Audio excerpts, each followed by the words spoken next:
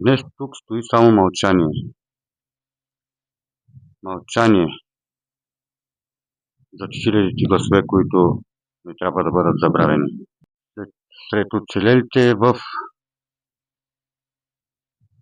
лагера бил Кольо Колев, който разказва как жестоко е убит един затворник на име Иван. Николай Карстов зимата го е заливал. Температурата е била около минус 15 градуса.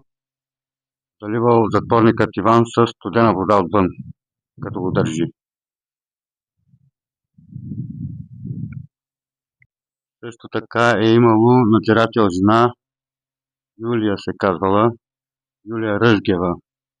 И на нея също е доставило удоволствие да изтезава затворниците. С клещи им дърпала, въртяла зърна, пръсти, щипела, някакви страхотни извращения е имало.